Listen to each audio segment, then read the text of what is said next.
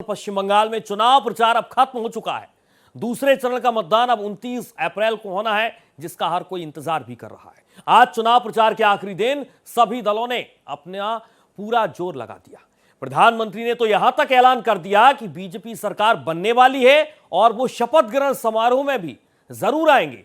तो वहीं टीएमसी का साथ देने के लिए तेजस्वी यादव, अखिलेश यादव के साथ साथ अरविंद केजरीवाल भी बंगाल में जोर लगाते हुए नजर आए। दूसरे चरण का प्रचार खत्म होने के बाद देखिए भारत एक्सप्रेस की एक खास रिपोर्ट।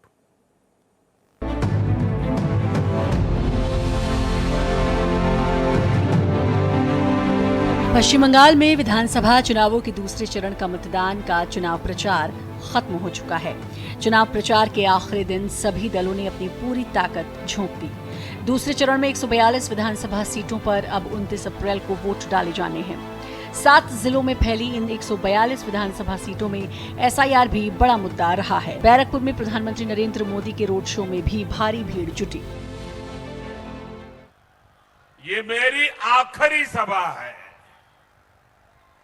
और बंगाल में जहां जहां गया हूं, बंगाल के लोगों का जो मैंने मिजाज देखा है, मैं इस विश्वास के साथ वापस जा रहा हूं कि 4 मई के नतीजों के बाद बीजेपी के शपथ ग्रहण समारोह में मुझे आना ही है। भाजपा में आने के बाद मैं बीजेपी के कार्यकर्ता के रूप में पार्टी जो भी काम कहती है वो मैं करता हूं। केंद्रीय गृह मंत्री अमित शाह ने भी पूरे चुनावों में पश्चिम बंगाल में कई रैलियां और कई रोड शो किए। यूसीसी लागू करना ही है, हमारा तो एजेंडा है। यहाँ भारत में 4 शादी नहीं हो सकता।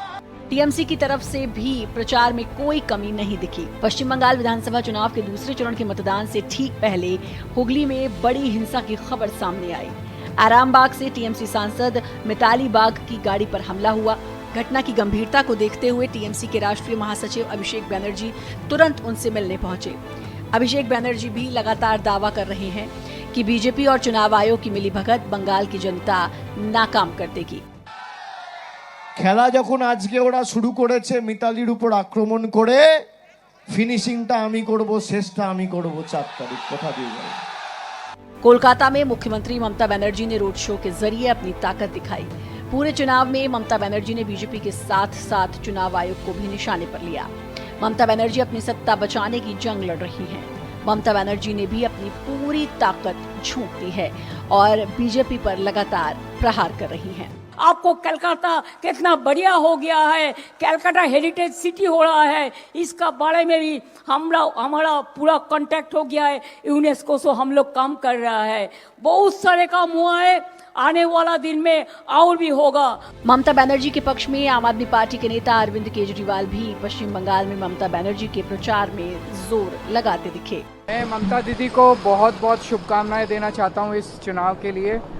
बंगाल की जनता को बहुत बहुत बधाई देना चाहता हूं। जिस तरह से वो तानाशाही के खिलाफ, तानाशाहों के खिलाफ बंगाल की जनता डट के लड़ रही है।